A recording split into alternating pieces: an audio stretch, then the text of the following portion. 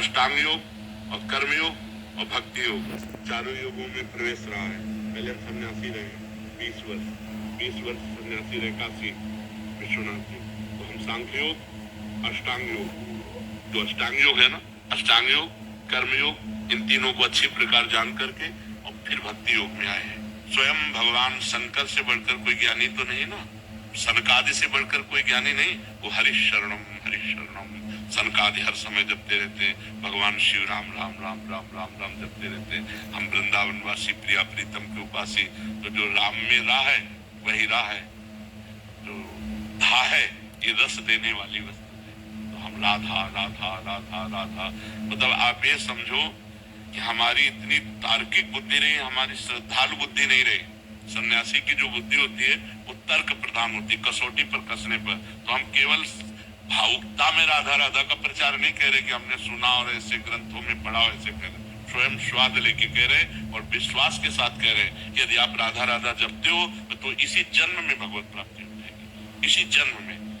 जैसे किसी से कहा जाए कि तुम सत्य बोलो, मंदिर में चढ़ के बोलो, तो हम मंदिर में नहीं, वृंदावन में बैठे हैं। करोड़ों मंदिर इसकी समानता नहीं कर सकते, भगवान का परम धाम है। अगर राधा राधा नाम चल रहा है तो इसी जन्म में भगवत प्राप्ति हो जाएगी। हमारी आखिरी श्वास यदि राधा, तो मुझे श्री जी की प्राप्ति, भगवान की प्राप्ति हो जाएगी। इसमें कोई संशय नहीं और किसी साधनों की कोई आवश्यकता नहीं। आप केवल अंदर ही अंदर चलाइए और लिखिए।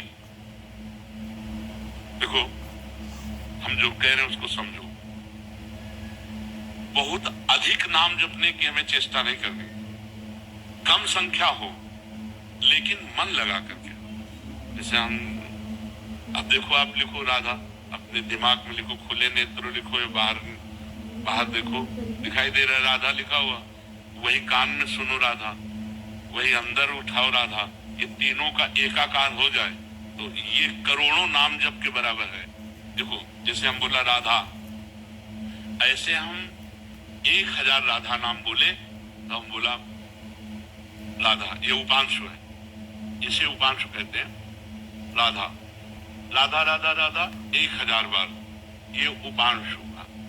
अब ये ऐसे उपांशु हम 10,000 बार जप करें, अंदर देखती हुई बोले राधा, उपांशु 10,000 बार नाम जप करने का फल एक बार मानसिक में, इतना बड़ा फल है ये। ऐसे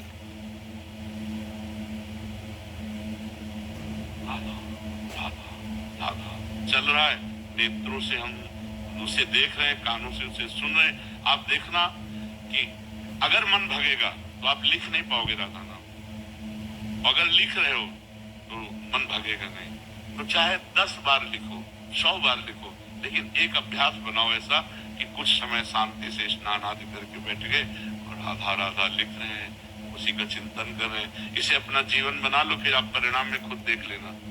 कोई घाटे का सौदा तो है नहीं, ठीक है।